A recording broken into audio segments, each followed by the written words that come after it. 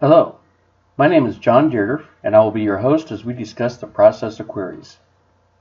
In this presentation, we will discuss how queries are processed, the difference between batches and transactions, and then how the query process affects batches, transactions, and errors.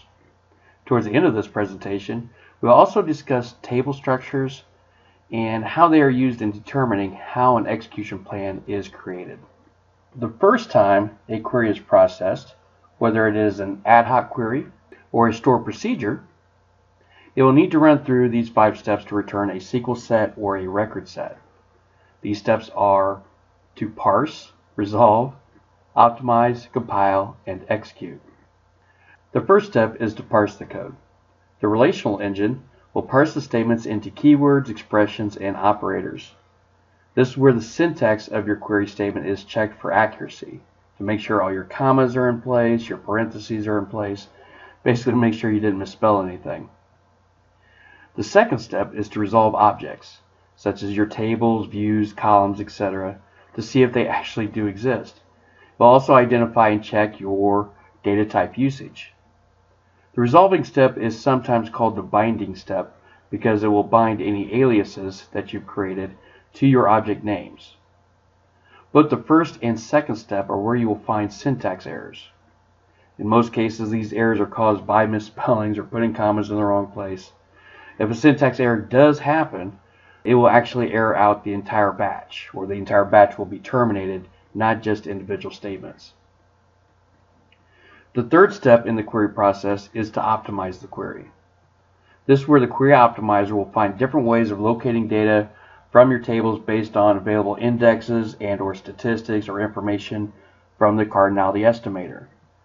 Once the query optimizer figures out a good enough plan to retrieve your data using the least amount of resources, then the optimizer will create an execution plan. The fourth step is to compile the execution plan and store it in the procedure cache for future use. This is helpful for when I'm rerunning an ad hoc query using the exact same statement, or when I'm going to run a store procedure. Now, when I do execute a store procedure, it will use that execution plan that's in the procedure cache using the different variables or different parameters or session information of that store procedure. Those settings are typically considered my execution context. So the execution plan will run in the context of that store procedure. But finally, the last part is to execute the query, and this will return my record sets or SQL sets. This is normally where I find my runtime errors and where I will actually need to provide error handling or exception handling. Now that we've talked about the process of queries, let's actually take a closer look of how all this works together. But we do want to define differences between the terms batches and transactions. A batch is when I have a section of code that needs to be sent to the processor to be processed. A transaction is when I need to take a section of data, maybe an insert, an update statement, or a delete statement, to modify data in the database. So my transaction makes sure that my data is atomic, consistent, isolated, and durable. Basically to make sure that my database is consistent with accurate data. So now let's take a look at how batches and transactions work together. So here you see I have some sample code within my SQL Management Studio. And I went ahead and wrote some code. I turned off my IntelliSense so we didn't have the red squiggly lines. But I'm basically just using a T-SQL 2012 database to use my sample code. I'm creating a schema first, and again, a schema is used to organize my tables or views or procedures. They're also used to apply security. But I'm going to create a schema and then a table to store some of my data. So we're just starting from scratch with a base schema and a table that's going to hold bank account information.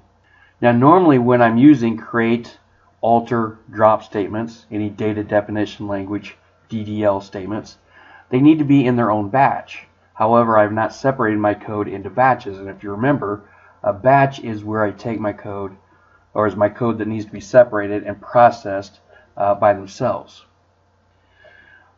Immediately after I create the table, I move on to actually inserting two records into that table. Insert into the bank accounts the John account, and then also inserting into the bank accounts a separate record for Armando. Now you may have noticed I did misspell values. That's how we pronounce it here in the Midwest. But I did that on purpose just so we can see what happens when I do have a syntax error. So both of these statements, I'm going to have a parsing error because I misspelled values. I'm also going to have a object resolution error because I have my create schema and create table in the same batch as my insert statement. So let me turn on my IntelliSense just so as soon as I do, I'll turn on my IntelliSense and you can see that immediately I get some red squigglies to show that I do have some errors that have popped up. If I hover over create schema, it says incorrect syntax, create schema must be the only statement in the batch. And then if I come down to where I have a red squiggly over the comma, it is telling me that I do have incorrect syntax near that comma. So let me go ahead and run the code and see the error messages that we do get. You see immediately I haven't had an error on line 10 right above the insert statement saying I had incorrect syntax. That's mainly because, again, the create schema and create table should have been in its own batch. And on line 13, it accurately found that I misspelled the word values. So let me quickly fix. I'm going to hide my results pane so I can get some more real estate to work with. I'm going to type in the go statement, go statement, right after create schema and create table, and that's going to separate my sections of code into two separate batches. But I'm still going to leave values misspelled just to show what happens with that error by itself. So let me go ahead and execute again. I'll go up to execute my code, and I get an incorrect syntax near value. So I fixed the first error, but not the second error. Let's look at the bottom part here again. So we do know that I misspelled values, but let me run a select statement on my separate tab here. I have a select statement that I'll run just to test. Did the table get created? Yes, it did. The table was created, but no data was inserted. So if we look at our insert statement, when I had the batch error, or I actually had the statement error where I misspelled values, it terminated the entire batch, that second batch after the go statement.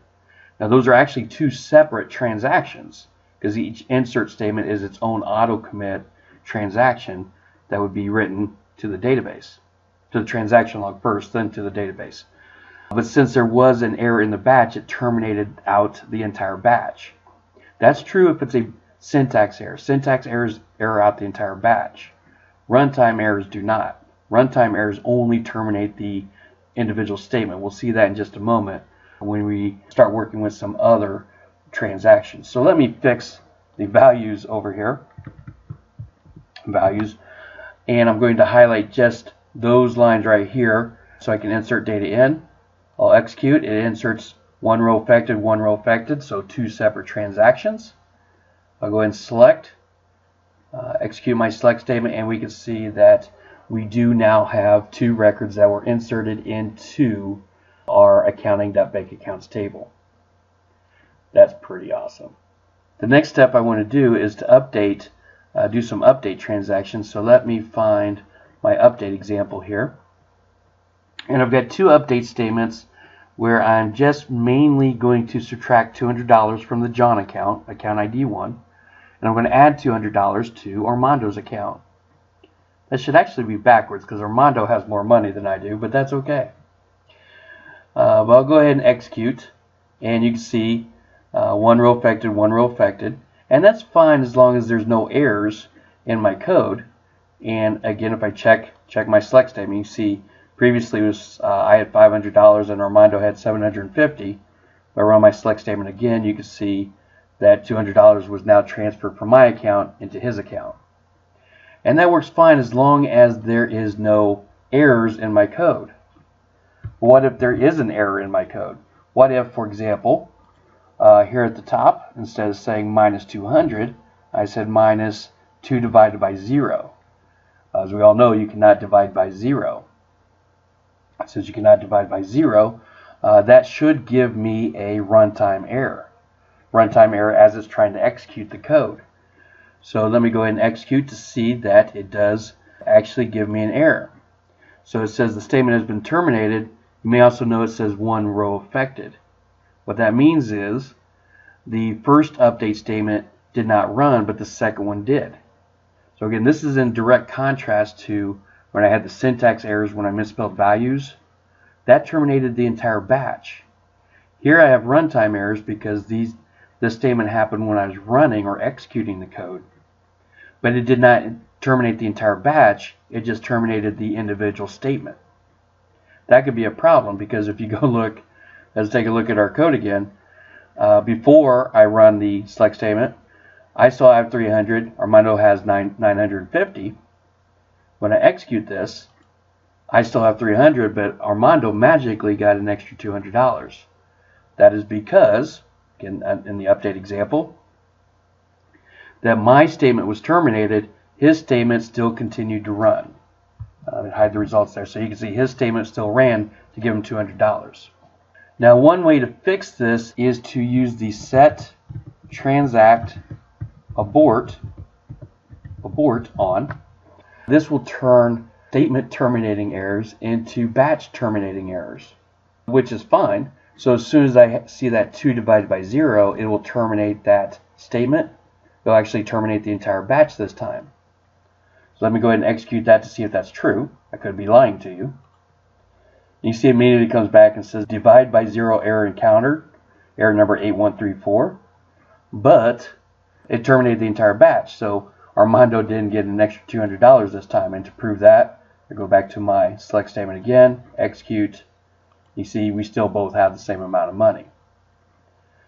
The downside of turning transact abort on is I don't have any extra control over those two transactions. I'm just saying if you run into an error, terminate it. Or I may want to be able to do a little bit more customized code.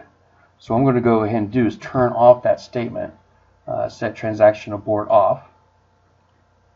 Go ahead and turn that off. Now I'll remove that code.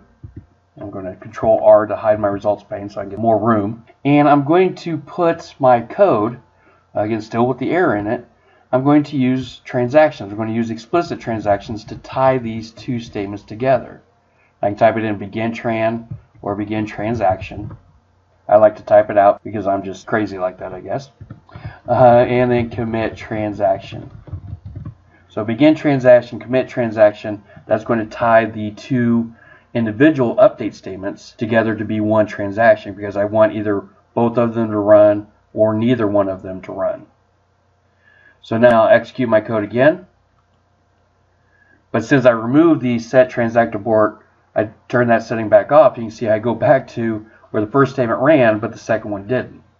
So even though I connected those together with an explicit begin transaction and commit transaction, it still has not handling the error. So the runtime error still happened, but I've not handled it with any error handling. So I'll do that in just a moment.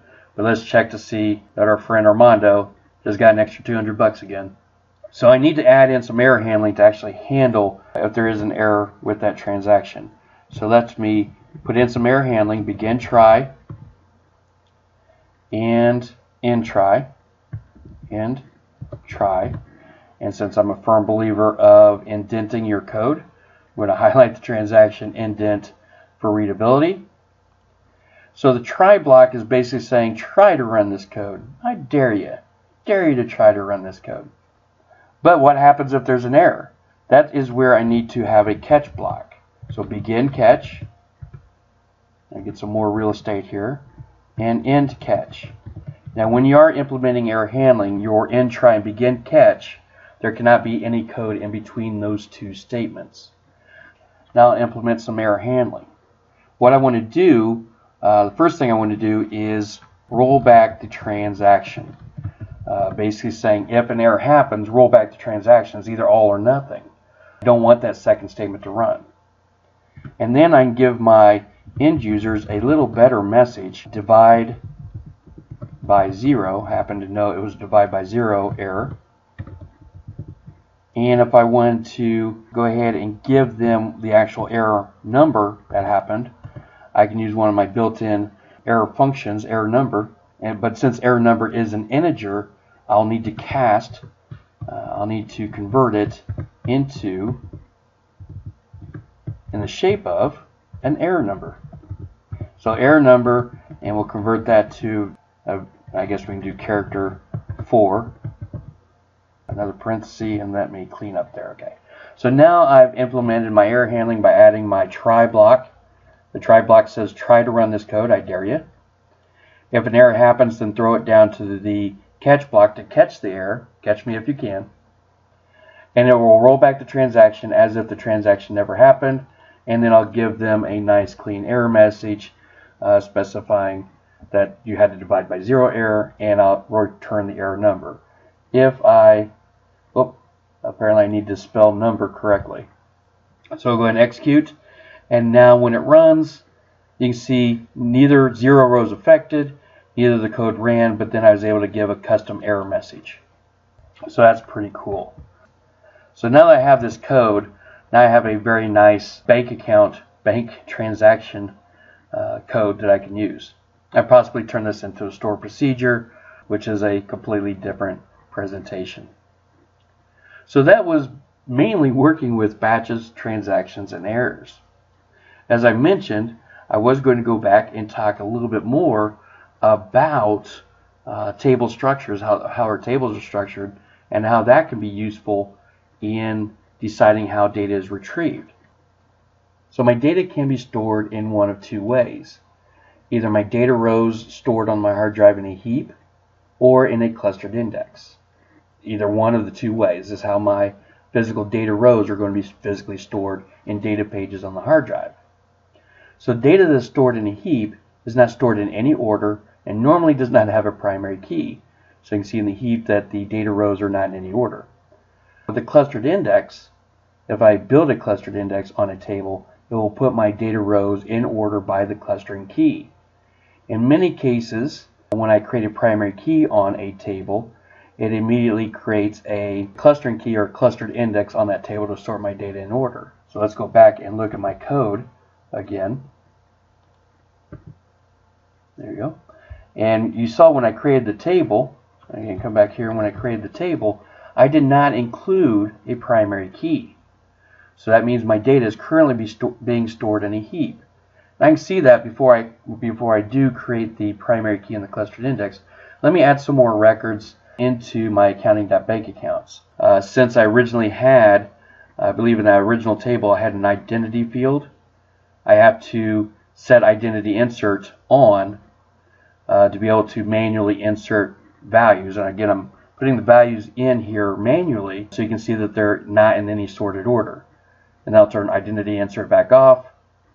I'll select from the accounting.bank accounts again to see those records being added in. Now that we can see that my data that I've inserted is in unsorted order, let's take a closer look at how execution plans might be created. So to see an execution plan, I'm going to first, up here on my toolbar, I'll execute this code so you can see again the data is unsorted and not in any order by account ID or anything like that. I can check hit my parse button just to check my syntax. To the right of that button is the estimated execution plan, which is just going to estimate what the execution plan is going to look like. So let me highlight, select asterisks from accounting.bank accounts. Real world environment, you probably should not use select asterisks. It's actually bad in a production environment. I'm just doing this in a testing environment just to keep the code simple. So let me zoom to fit. And you can see that when I did the select asterisk from accounting.bank accounts, it did a table scan. It had to scan the entire table. The reason it did is because the data is not in any sorted order, that it had to scan the entire table to look for a record. This is almost like if you've ever gone to a library and you search for a book, and let's say I was looking for The Lord of the Rings. Well, we'll use that book since everybody's familiar with that one, or at least the movies. I'm looking for that book. Would I be able to find that book in the library if the books were not in any sorted order? Yes, I could. I would just have to scan all the books until I found it. That would take a long time. So to speed up that searching at the library, they normally put my books on the bookshelf to sort the books to make it easier to find. That's the same thing we can do with our tables by using a clustered index. by adding a primary key. Again, the primary key by default creates a clustered index. Doesn't have to, but by default it does. It will put my data in sorted order. So let me go ahead and, I think I have my code around here somewhere, and I'm going to add a primary key to my table. So here it is. I'm going to alter the table, accounting.bank accounts, and add a constraint to add a primary key on the account ID field. So let me go ahead and execute that code. So I modified that. If I go back to my select statement, I'll run the select statement. And this time, instead of estimating, I'm actually going to do an actual. So I'll click the actual execution button. So now it's depressed. The reason it's depressed is because now it has to work. I'll execute. So since I did the actual versus the estimated execution plan, it ran the code. You see now all my account IDs are in sorted order by account ID, where previously they were not. And if I look at execution plan, now you can see, and I'll zoom to fit, that it used a clustered index scan. So instead of doing a table scan where it had to scan the entire heap, it did a clustered index scan. So it was able to scan just the index to speed up the searching. I can also speed up the searching by using, if I used a where clause to filter it out, so I'll say where account ID equals 1, execute. See, this time instead of doing a clustered index scan, it did a clustered index seek. So that was pretty nice. Okay, so in this demonstration, or in this presentation and demonstration, we've seen the process of queries and how that affected batches, transactions, and errors, and how table structures also worked with our execution plans. So thank you for watching.